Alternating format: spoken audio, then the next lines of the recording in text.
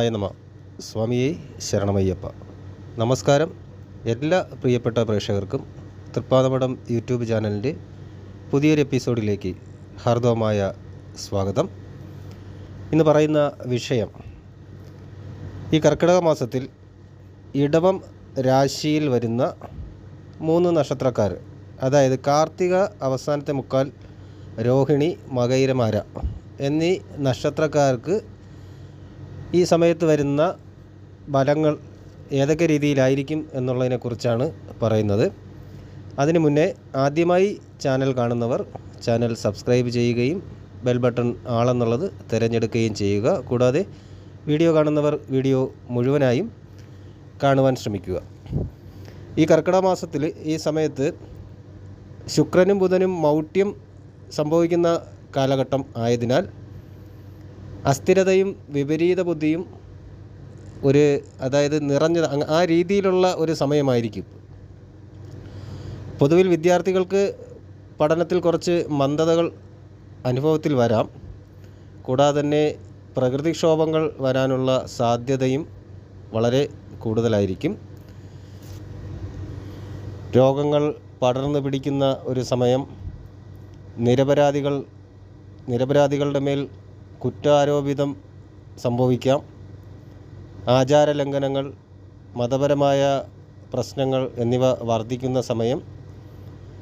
അങ്ങനെയുള്ള കുറേ കാര്യങ്ങൾ ഈ സമയത്ത് സംഭവിക്കും. ദുർമന്ത്രവാദം, ആഭിചാരക്രിയ എന്നിവയ്ക്കൊക്കെ ഉയർച്ച, അതായത് വളരെ വലിയ രീതിയിൽ ഇങ്ങനെയുള്ള കാര്യങ്ങളൊക്കെ സംഭവിക്കുന്ന സമയവും മാനസിക പ്രശ്നങ്ങൾ സൃഷ്ടിക്കുന്ന സമയമൊക്കെയാണ് ഈ സമയം എന്ന് പറയുന്നത്.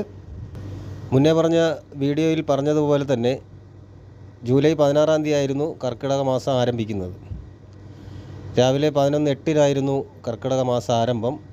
ഉദയാൽപരം 12:13 വിനാഴിക ചെല്ലുമ്പോഴാണ് സംഭവിക്കുന്നത്. ഈ സമയത്ത് സൂര്യൻ മിഥുനം രാശിയിൽ നിന്ന് കർക്കിടക രാശിയിലേക്ക് വിശാഖം നക്ഷത്രത്തിൽ സംക്രമിക്കുന്നു എന്നുള്ളതാണ് പ്രധാനമായ കാര്യം.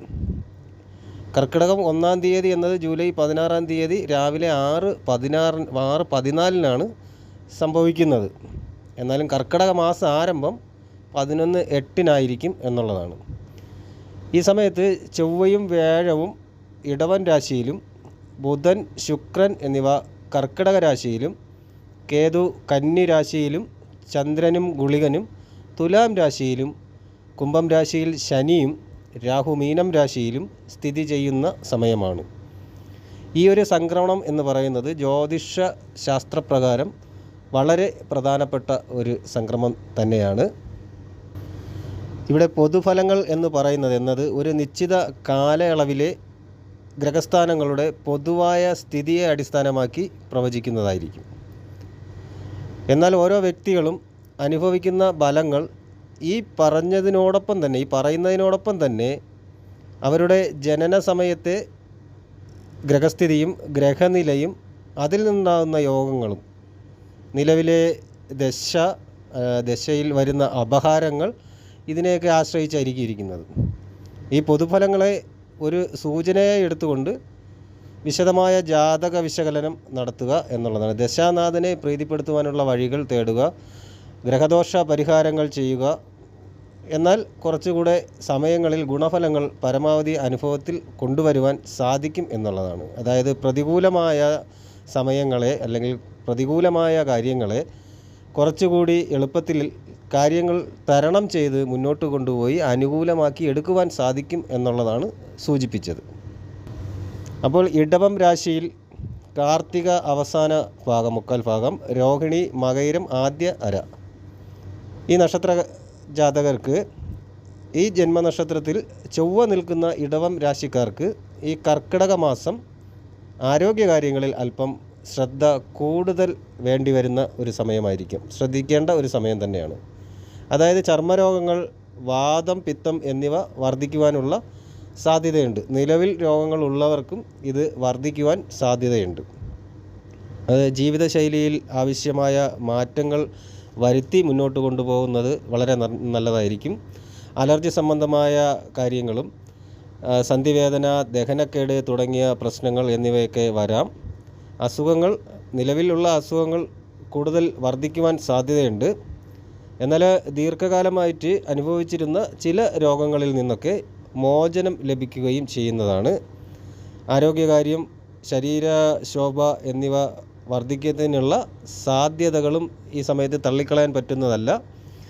ആരോഗ്യകാര്യങ്ങളിൽ ചെറിയ വ്യത്യാസങ്ങളൊക്കെ വരുന്നതായിരിക്കും. ഈ രോഗങ്ങളുടെ കാര്യത്തിൽ മുൻകരുതലുകൾ എടുത്തു കഴിഞ്ഞാൽ ആരോഗ്യപരമായിട്ടും രോഗപരമായിട്ടൊക്കെയുള്ള കുറച്ച് മാറ്റങ്ങൾ നേടിയെടുക്കാൻ സാധിക്കുന്നതാണ്. കുടുംബത്തിലെ സഹോദര സ്ഥാനത്ത് നിൽക്കുന്ന ബന്ധത്തിലുള്ള ആൾക്കാരുമായിട്ട് ചെറിയ രീതിയിലുള്ള വാഗ്വാദങ്ങളോ വെല്ലുവിളികളോ ഒക്കെ ഉണ്ടാകുവാനുള്ള സാധ്യതയുണ്ട്. സാധാരണയായിട്ട് അല്ലെങ്കിൽ പ്രത്യേകിച്ച് പറയുകയാണെങ്കിൽ അഭിപ്രായ വ്യത്യാസങ്ങൾ, തർക്കങ്ങൾ എന്നിവയാണ് പ്രധാനമായിട്ടും കാണുന്നത്. എന്നാൽ സഹോദര സ്ഥാനം എന്നുള്ളത് അത് സഹോദരി ആയിട്ട് മാറിക്കഴിയുമ്പോൾ ആ ബന്ധത്തിൽ വളരെ പ്രശ്നങ്ങളൊന്നുമില്ലാതെ ഊഷ്മളമായി മുന്നോട്ട് കൊണ്ടുപോകാൻ സാധിക്കും. അവിടെ പരസ്പര പിന്തുണയും സഹായവും നൽകുന്നതിലൂടെ കുടുംബ ബന്ധങ്ങൾ ശക്തിപ്പെടുത്തിയെടുക്കുവാനുള്ള ശ്രമങ്ങൾ ശ്രമിക്കുക എന്നുള്ളതാണ്. സഹോദരങ്ങൾക്ക് ചെറിയ രീതിയിലുള്ള ദോഷാനുഭവങ്ങൾ ഉണ്ടാകുമെങ്കിലും സഹോദരിമാർക്ക് അനുകൂലമായ ഫലങ്ങൾ പ്രതീക്ഷിക്കാവുന്ന സമയമാണ്. ഇത് കുടുംബപരമായിട്ടുള്ള കാര്യങ്ങളിൽ സന്തുലിതാവസ്ഥ സൃഷ്ടിക്കും എന്നുള്ളതാണ്. സാമ്പത്തികമായി ഈ കാലഘട്ടം ഇടവം രാശിക്കാർക്ക് ഏറെ അനുകൂലമായിരിക്കും. ഏതെങ്കിലും രീതിയിലുള്ള കേസ് പരമോ അല്ലെങ്കിൽ കോടതി പരമോ അങ്ങനെയുള്ള കാര്യങ്ങളിൽ, വ്യവഹാരങ്ങളിൽ ഒത്തുതീർപ്പുകൾ വരികയും വിജയം നേടുവാൻ സാധിക്കുകയും ചെയ്യുന്നതാണ്. കൂടാതെ അപ്രതീക്ഷിതമായ ധനലാഭം പ്രതീക്ഷിക്കാൻ പറ്റിയൊരു സമയമാണ്. ആനുകൂല്യങ്ങൾ ലഭിക്കുവാൻ സാധ്യതയുണ്ട്. അത് സർക്കാർ തലത്തിൽ നിന്നുള്ള ആനുകൂല്യങ്ങൾ ലഭിക്കുവാനുള്ള സാധ്യതയുണ്ട്. വരുന്ന അവസരങ്ങളെ കൃത്യമായി വിനിയോഗിക്കാൻ ശ്രമിക്കുക. കൂടാതെ തന്നെ വസ്തു സംബന്ധമായ ബിസിനസ്, കച്ചവട മേഖലകളിൽ, റിയൽ എസ്റ്റേറ്റ് മേഖലകളിൽ പ്രവർത്തിക്കുന്നവർക്ക് ഭൂമിയിൽ നിന്നുള്ള ലാഭം പ്രതീക്ഷിക്കാം. കൂടാതെ നിക്ഷേപങ്ങൾക്കും വസ്തു വികസനത്തിനും അനുകൂലമായ സമയമാണ്. ജീവിത സൗകര്യങ്ങൾ വർദ്ധിക്കും. എന്നിരുന്നാലും ആലോചിക്കാതെ എടുക്കുന്ന തീരുമാനങ്ങളൊക്കെ സാമ്പത്തിക നഷ്ടത്തിൽ പോയി കലാശിക്കും എന്നുള്ളത് കൂടി ഓർമ്മിക്കുക. സാമ്പത്തിക കാര്യങ്ങളിൽ കൂടുതൽ ശ്രദ്ധ ചെലുത്തുന്നത് നല്ലതായിരിക്കും. അതൊരു സാമ്പത്തിക ഭദ്രതയ്ക്ക് വഴിതെളിക്കും എന്നുള്ളതാണ്. കുടുംബത്തിൽ പ്രധാന വ്യക്തിയുടെ വിയോഗം ഉണ്ടാകുവാനുള്ള സാധ്യത ഉണ്ട്. ആയതിനാൽ കുടുംബത്തിലുള്ള മുതിർന്ന പൗരന്മാരുടെ ആരോഗ്യകാര്യങ്ങളിൽ പ്രത്യേകം ശ്രദ്ധ വേണ്ട സമയം. ഈ നഷ്ടത്തിനിടയിലും പുതിയ സൗഹൃദങ്ങൾ വന്നു ചേരുകയും അവയിൽ നിന്നൊക്കെ ഗുണാനുഭവങ്ങൾ ഉണ്ടാവുകയും ചെയ്യുന്നതാണ്. സന്താനഭാഗ്യം കൈവരുന്നതിനുള്ള സാധ്യതയുണ്ട്. കുടുംബജീവിതത്തിൽ നല്ലൊരു കാര്യം തുടങ്ങുവാനുള്ള ഒരു നല്ല അധ്യായത്തിൻ്റെ തുടക്കം കുറിക്കുവാൻ സാധിക്കും. വിദ്യാർത്ഥികൾക്ക് അനുകൂലമായ സമയമാണിത്. ഉയർന്ന വിജയം കൈവരിക്കുവാനുള്ള സാധ്യതയുണ്ട്. എന്നാൽ അപകടങ്ങളിൽ നിന്ന് സുരക്ഷിതരാകുവാൻ പ്രത്യേകം ശ്രദ്ധിക്കേണ്ട ഒരു സമയമാണ്. പഠനകാര്യത്തിൽ കഠിനാധ്വാനം വേണം എന്ന് തന്നെയാണ് ഉറപ്പിച്ചു പറയുന്നത്. രാഷ്ട്രീയപരമായിട്ടുള്ള കാര്യങ്ങളിലും ഉദ്യോഗസ്ഥർക്കും ഉയർന്ന സ്ഥാനലബ്ധിക്ക് സാധ്യത കാണുന്ന സമയം. ഈ പറയുന്ന സമയത്തും ഈ പറയുന്ന ആൾക്കാർക്കും കഠിനാധ്വാനം തുടരുന്നത് അത് അംഗീകാരത്തിലേക്ക് നയിക്കും. അതുവഴി ഉന്നതി നേടുകയും ചെയ്യും എന്നുള്ളത് മനസ്സിലാക്കുക. വിദേശത്തേക്ക് ജോലി അന്വേഷിക്കുന്നവർക്ക് അല്ലെങ്കിൽ വിദേശത്ത് പോകാൻ ആഗ്രഹിക്കുന്നവർക്കും അതിനുവേണ്ടി ശ്രമിക്കുന്നവർക്കും എല്ലാം അവസരം ലഭിക്കുന്നതിനുള്ള സാധ്യത കാണുന്നുണ്ട്. ജീവിതത്തിൽ പുതിയ അവസരങ്ങളുടെ ഒരു നല്ല പുതിയ അവസരങ്ങൾ കൈവരാനുള്ള സാഹചര്യങ്ങൾ തുറന്ന് കിട്ടും എന്നുള്ളതാണ്. സുഹൃത്തുക്കളുടെ പിന്തുണ, സഹായം എന്നിവ ജീവിതത്തിൽ പുതിയ മേഖലകളിൽ സ്ഥാനങ്ങൾ ഉറപ്പിക്കുവാനുള്ള സാധ്യതകളുണ്ടാകും. ശത്രുക്കളുടെ ദോഷം ഒഴിവാക്കാൻ മാക്സിമം ശ്രമിക്കുക. അതായത് സംസാരത്തിൽ നിയന്ത്രണം പാലിക്കുന്നത് നല്ലതായിരിക്കും. അറിയാത്ത കാര്യങ്ങളെക്കുറിച്ച് അഭിപ്രായം പറയാൻ പോകാതിരിക്കുക എന്നുള്ളതാണ്. അത് പറയുന്നത് ഒഴിവാക്കുക. അതുവഴി ഉള്ള പ്രശ്നങ്ങൾ മാറ്റിയെടുക്കുവാൻ സാധിക്കും. അറിയാത്തൊരു കാര്യത്തിനെക്കുറിച്ച് സംസാരിക്കാൻ പോകാതിരിക്കുക എന്നുള്ളതാണ്. വാക്കുകൾ ശ്രദ്ധയോടെ ഉപയോഗിക്കുന്നതാണ് വളരെ നല്ലത്. അതല്ലാത്ത പക്ഷം അബദ്ധങ്ങൾ സംഭവിക്കുവാനും ശത്രുക്കളിൽ നിന്നും അല്ലെങ്കിൽ മിത്രങ്ങൾ ശത്രുക്കളാവാനും ശത്രുക്കളിൽ നിന്നും ദോഷങ്ങളുണ്ടാകാനും ഇടയുണ്ട്. കൂടാതെ ഇടവ രാശിക്കാർക്ക് കുറച്ച് കാര്യങ്ങളൂടെ ശ്രദ്ധിക്കാനുള്ളത്, ശാരീരികമായ കുറച്ച് കാര്യങ്ങളിൽ ശ്രദ്ധ വേണം. ഉയരമുള്ള പ്രദേശങ്ങളിൽ സ്ഥലങ്ങളിൽ കയറുക, വാഹനങ്ങളിലെ സാഹസികമായ യാത്ര, വാഹനയാത്രകൾ എന്നിവ വളരെ ശ്രദ്ധിച്ച് ചെയ്യേണ്ട കാര്യമാണ്. എങ്ങനെ എടുത്ത് പറഞ്ഞാലും ഈ രാശിക്കാർക്ക് കുറച്ച് ബുദ്ധിമുട്ടുകൾ ഉണ്ടാക്കുന്നൊരു സമയമായിരിക്കും ഈ കാലഘട്ടം എന്ന് പറയുന്നത്.